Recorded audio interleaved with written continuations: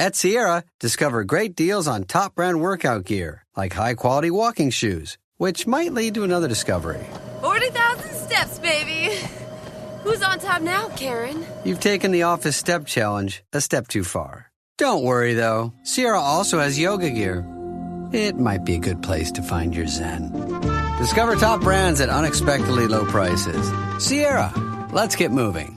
There are people out there all across the country pushing boundaries to grow the game of golf. Like champion speed golfer Lauren Cupp, who plays faster than anyone else.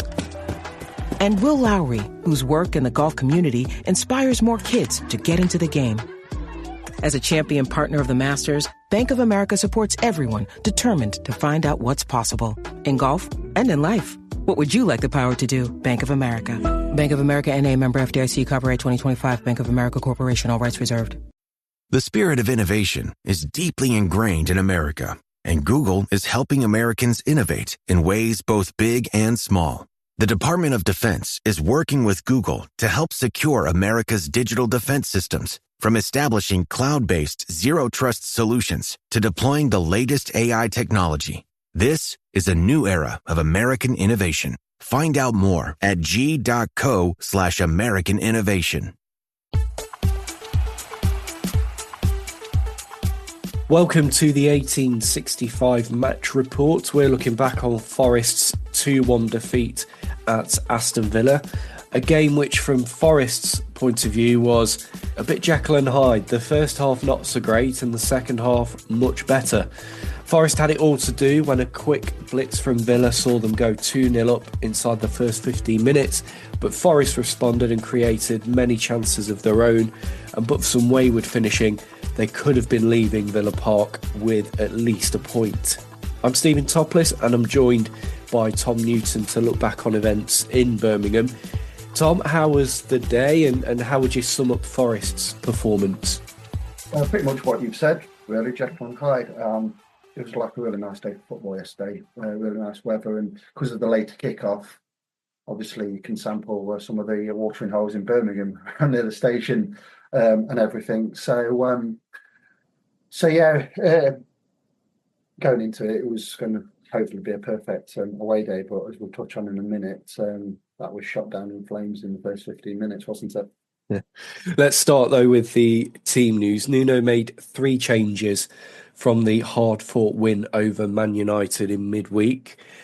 Morato came in for the injured Ola Aina. Nico Dominguez came in for Danilo, and Callum Hudson-Odoi came in for Taiwo Awoniyi, who missed this game with an injury. We think it's a hamstring strain, but that meant that Nuno was coming into this game without a recognised striker, and already I think that put us on the back foot because we missed that presence up top. And Nuno had to switch the formation round. He went to a 3 at the back to try and compensate for the injuries that we've got. Yeah, we knew he was going to be up against it because of obviously Ola is out injured. Alex Moreno couldn't play because of his loan conditions. And I was an advocate for playing 3 at the back. And I know 99.9% sure that Topolo will be leaving in the summer. And the great pro he is, and why he's around, try and use him, because it would have balanced that back four. Nico Williams would have gone to his obviously to right wing back. Toffolo would have balanced it up on the left hand side, but he played Nico Dominguez. We all love Nico Dominguez. He's been brilliant for us with that energy and that drive in midfield. But let's face it, he's not a right wing back, is he? And it was up against Maatsen, and Maatsen's quite tricky.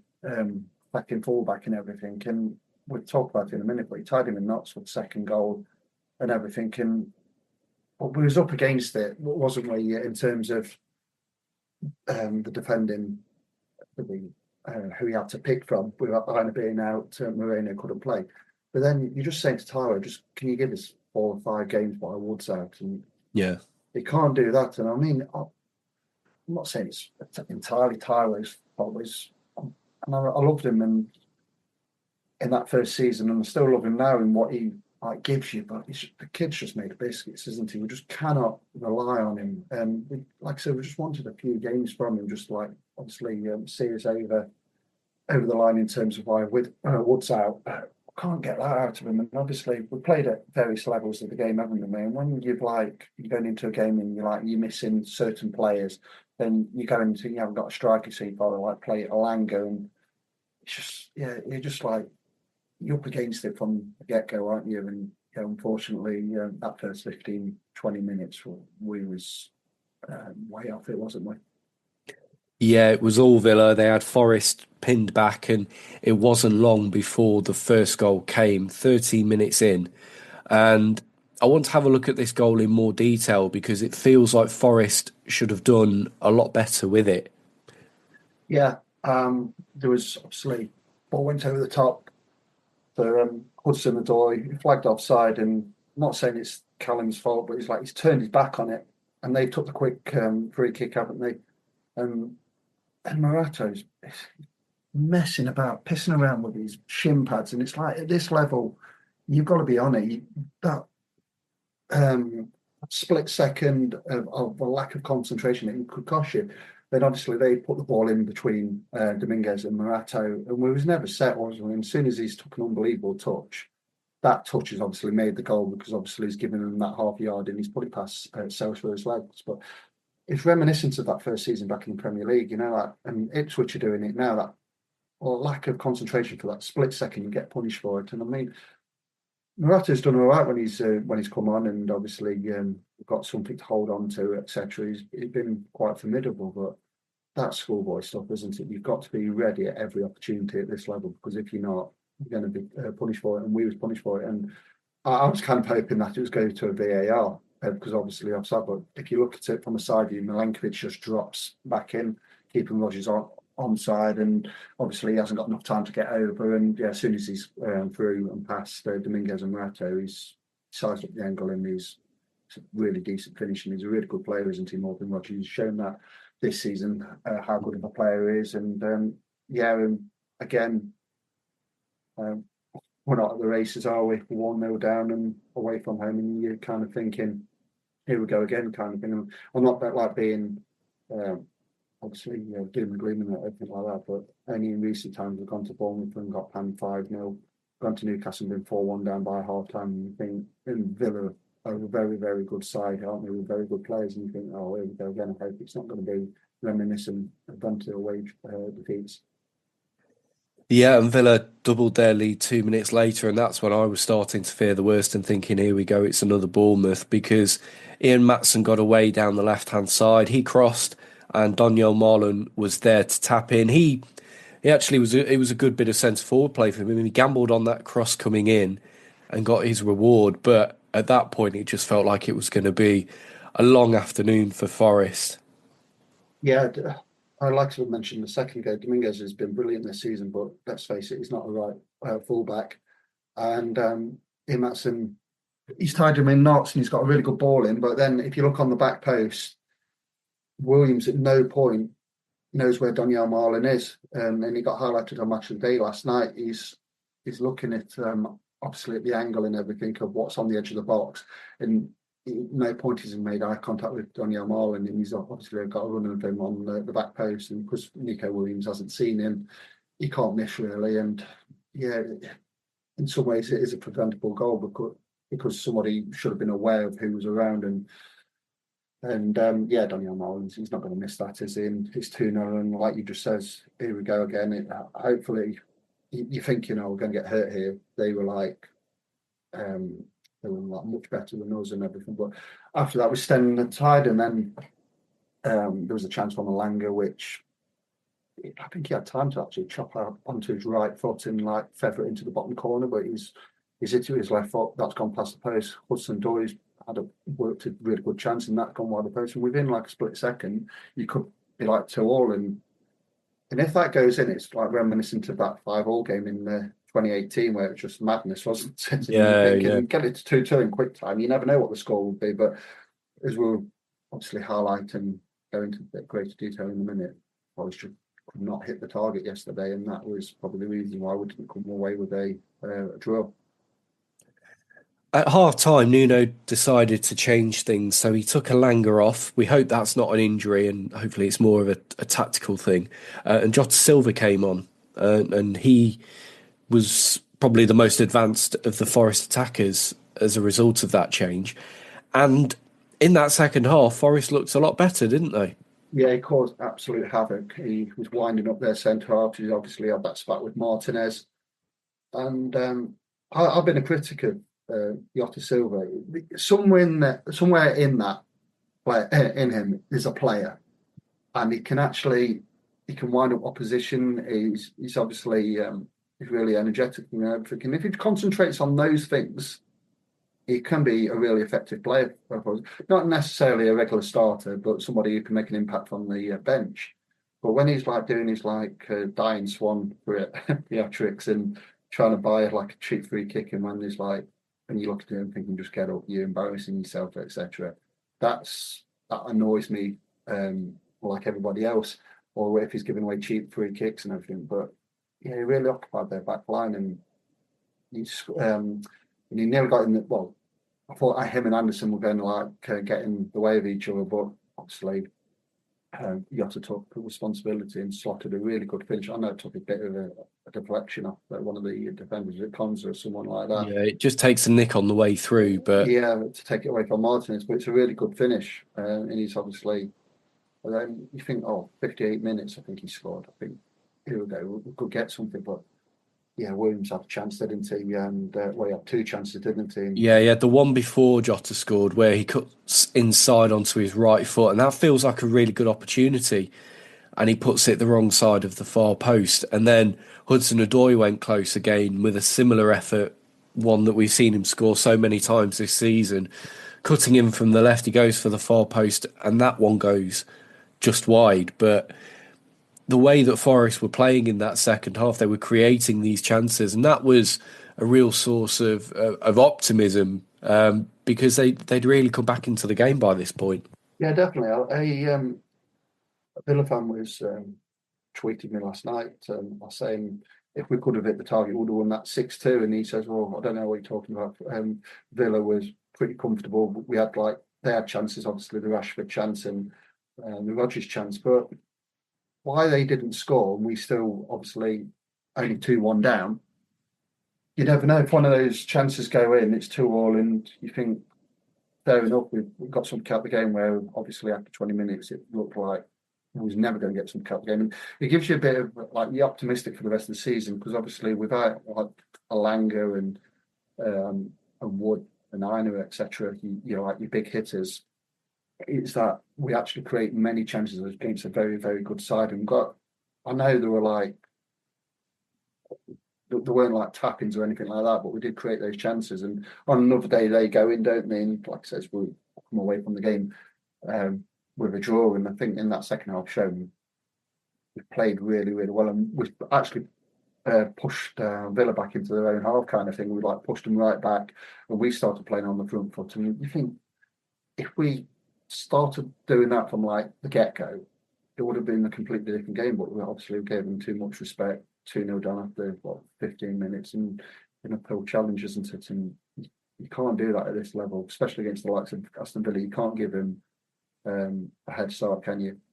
No, because Forest just gave themselves a massive hill to climb, and despite how well they were playing, there was chances still going begging. Anderson went close with a low drive that went just wide. And then Villa went up the other end, had a chance to make it 3-1 when Rodgers capitalised on a poor header from Murillo. He ended up on the turf as Rodgers went in on goal, but Matt Sells made a really good one-on-one save to keep the score at 2-1 and keep Forest in it. And despite that, Forest still had Villa pinned back. Gibbs White had an opportunity. And then Nico Williams, again, the second opportunity he has. He's played in really well by Morgan Gibbs White. It's a lovely ball into his path down the right-hand side, but he just drags his effort wide of the far post. And when you look at these chances that were going begging, you did start to wonder if this was going to be Forest's day, because there were a lot of opportunities that were just going wide of the post, just going narrowly close. And yeah, we didn't really test Martinez in the Villa goal with saves either, did we? No, I don't think he had a save to make, really. So, I mean, these players, what we've got, they are very good players, like the likes of Hudson-Odoi, etc. But like you say, if you don't hit the target, you're never going to score, are you? So I think that was story of our second half yesterday. If we could hit the target, because there's a couple of shots where like, even if they were on target, Martinez wasn't going to get there, but obviously they just like flash wide of the post or whatever. And yeah, it's just like you're left wondering if we could have just got that. Say you got an equaliser, could you have gone for the winner? But it's all ifs, buts, and maybes, isn't it?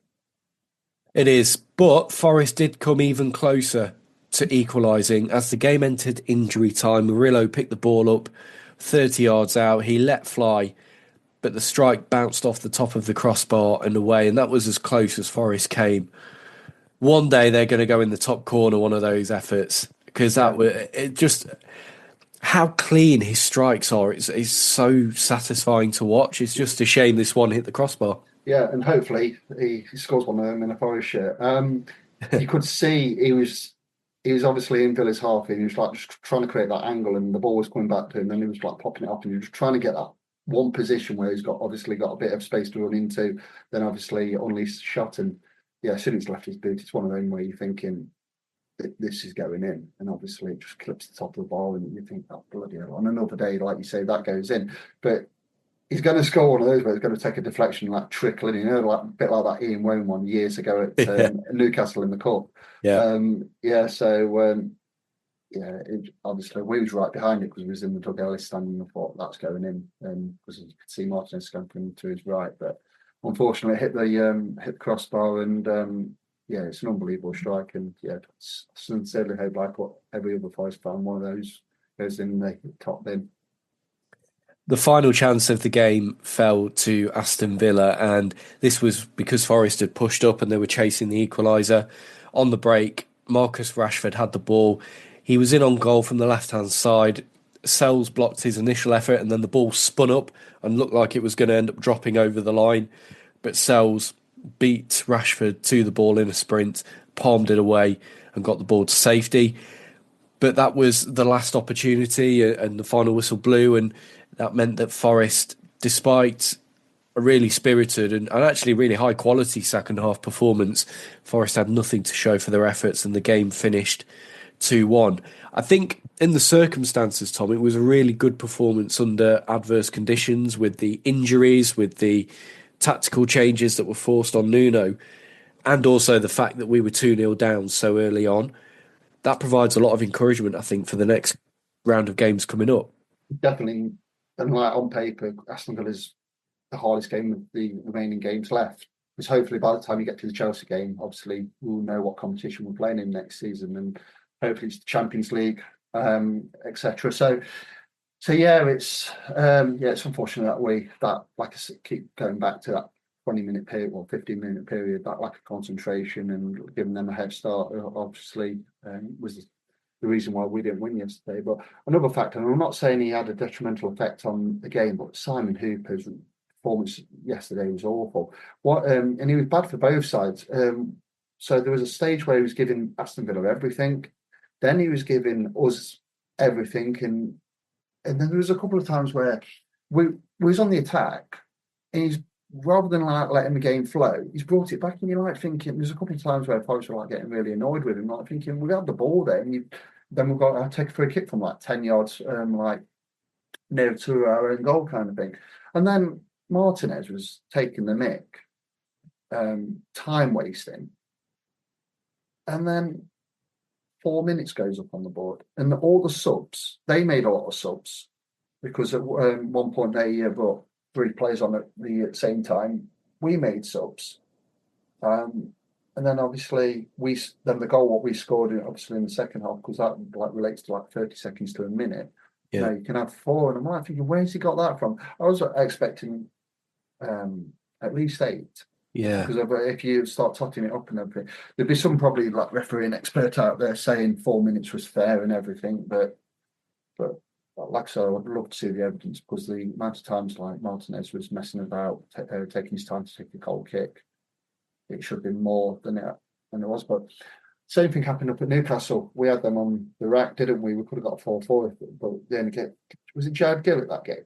I think it might have been Jared Gillett, yeah, who are normally rate, actually. He's one of the better referees, but yeah. I beg to differ because I thought he was awful on Tuesday with Man United. So I used to rate him in the Championship, but now he's got VAR and everything. He's just sometimes lose control of the game. And another thing is that Sam Hooper, the referee yesterday, he's another referee who he never looks like he's in control of the game. There's a lot going around him and just cannot seem to rein it in, kind of thing. And so, but yeah, like I said, I'm not saying the referee was the reason why we lost the game yesterday, but you look at it and thinking only 4 minutes stoppage time, and because there was only 1 minute at the end of the first half, so 5 minutes added on when you put it all together, and then obviously you got Martinez messing about, etc., and then obviously everything with it. It's just, yeah, I'd love to know how he's come to the conclusion that 4 minutes was deemed the right amount of time to give. We'll pick up a bit more on this game in a moment. Let's now hear the opposition view on the match. It's over to Neil from the For the Love of Paul McGrath podcast. It was very much a game of two halves. Villa's obvious 138 seconds of, I suppose, of brilliance where they scored those two goals was enough to win the tie, but Nottingham Forest definitely had enough chances in that second half to equalise at least. And Nuno got his second half set up absolutely spot on. And I think Emery made, I don't know whether Andreas Garcia was injured or not, but taking him off, replacing him with Konza really kind of allowed Forest to come on to us more. We retreated a bit more into ourselves. And our midfield setup didn't look right with Onana and Tielemans in there in the second half, and Forest got a lot more joy, specifically Nico Williams got a lot more joy in that second half, and Forest obviously getting their goal, and we're very lucky not to get a second, hitting the crossbar and really having wave after wave after wave of attack. But saying that, I think, on the balance of it over the two halves, Villa's two goals that they scored, they were good in the first half. Second half, they were pinned back an awful lot more, and that was down to Nottingham Forest. I think Forest will probably be in the dressing room looking at this one going, this is probably one where we left at least 1 point behind us today. But I think when you balance out the two games, the game in Nottingham and the game in Birmingham, I think that the Villa probably deserved this one, considering the late salvo that Nottingham Forest had in the reverse fixture as well. But again, as I always say when I come on this come on and do give my thoughts after the game for Rich and the guys there, Nottingham Forest are a proper club. Delighted to see them in there where they are, upsetting the apple cart in the top four. I hope we can join you, and I hope it could be Forest and Villa in Europe like the good old days back in the 80s. And I wish you nothing but success for the rest of the season, and go upset that apple cart and keep one of the normal greedy six out of those top Champions League positions. And as I say, I hope we'll be joining you as well. The 1865 Match Report. It's tourney time, and with FanDuel's Dog of the Day, you can get a daily profit boost during the College Conference Championships to bet on any underdog. So get ready to celebrate some upsets.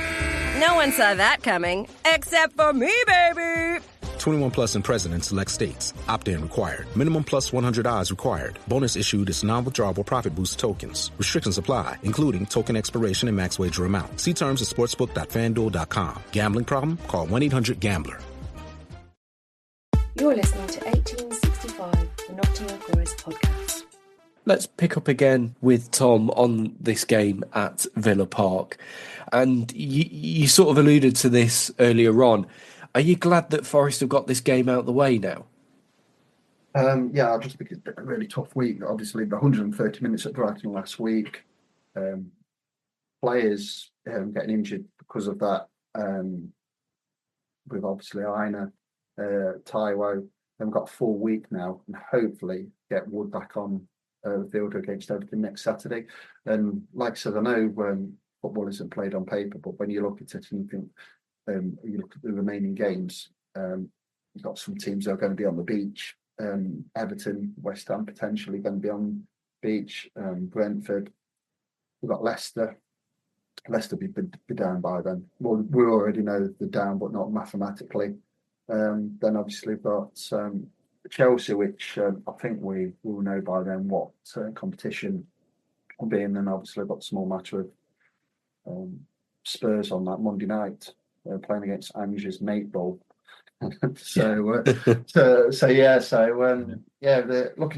the one, it's not too bad, is it? And like I says, I think in some ways that Aston Villa would have had one eye on Wednesday night against Paris Saint-Germain, but they still had the fortunes of putting a really good side out. And but yeah, like I said, it was like a 20-minute or 15-20-minute period. But it's like we've shot ourselves in the foot, haven't we? And so, but yeah, it's like going back to the original question. It is nice to get that game and this week out of the way with. It's been brilliant for the club.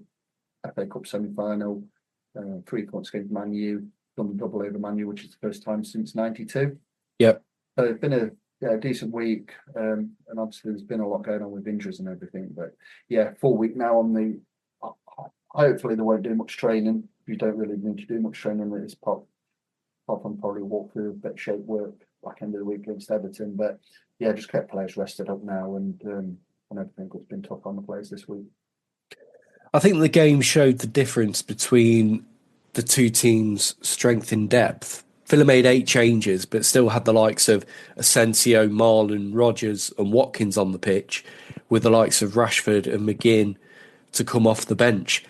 Forest, we haven't quite got that same strength in depth. Yeah. Now, Villa have had the advantage of Champions League football this season, so that might be something that if Forest get into the Champions League, next season we're going to have a much stronger squad because we're going to need that depth.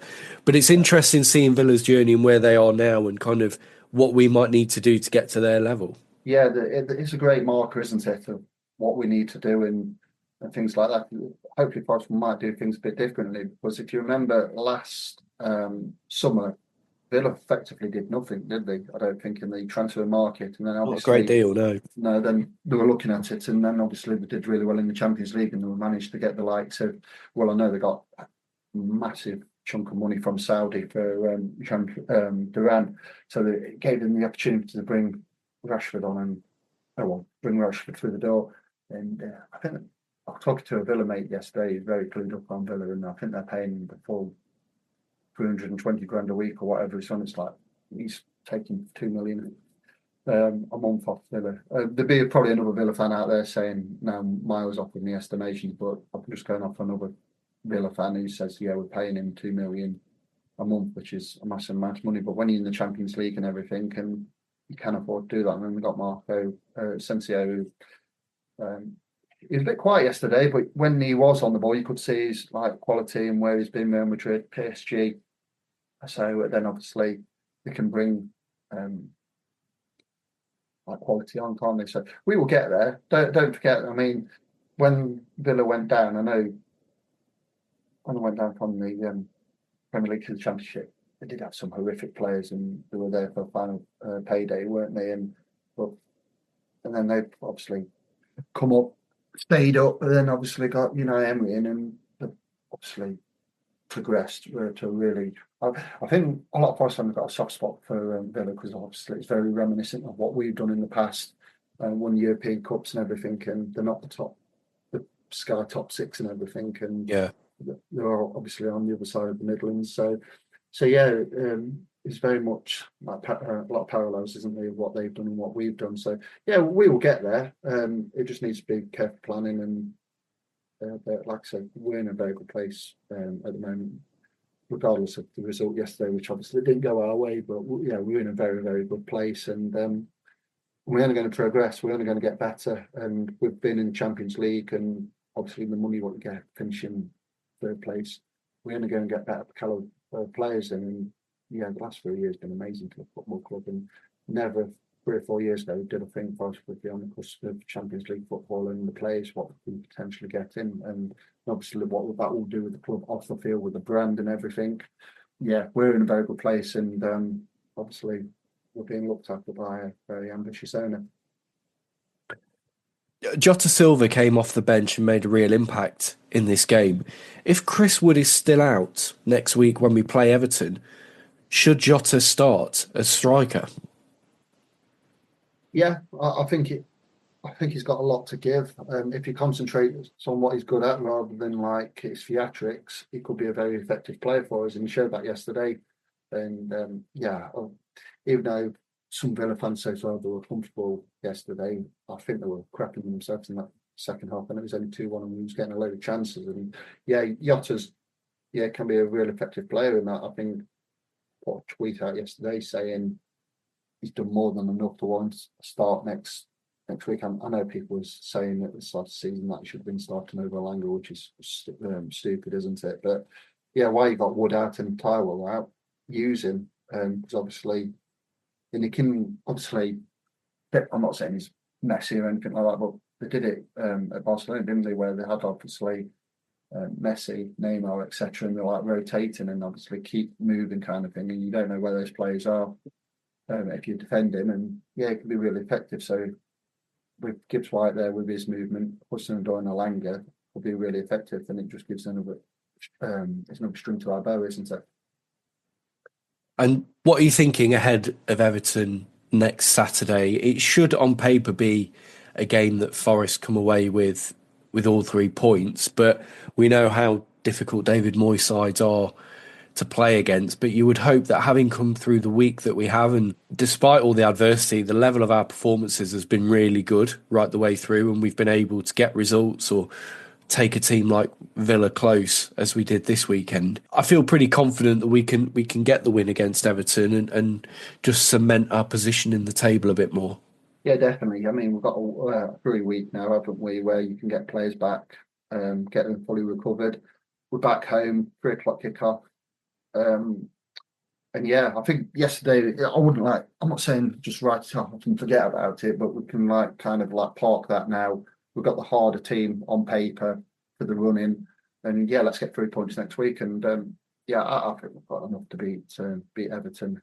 Everton are just a bit of a niggly side. I mean, we all saw that Tarkowski should have gone in the Merseyside derby. I think that was a shocking challenge, and how he stayed on the field, we'll never know. But but sometimes when you haven't got that ability, you have to resort to those kind of tactics. I'm not saying Everton are a dirty side, but sometimes a bit cynical, aren't they? And they do leave one on you and make sure, let them know the players there, etc. So I'm confident of next week. And like I just said, it's a 3 week of getting players back fully fit.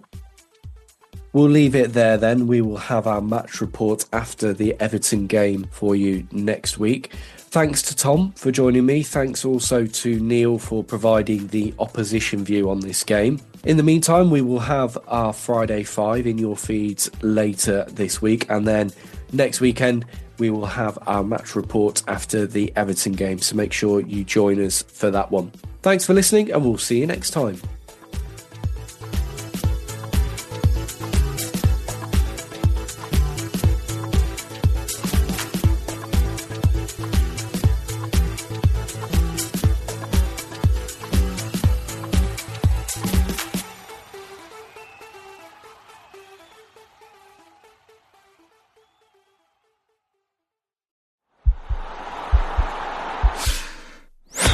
This podcast is part of the Sports Social Podcast Network.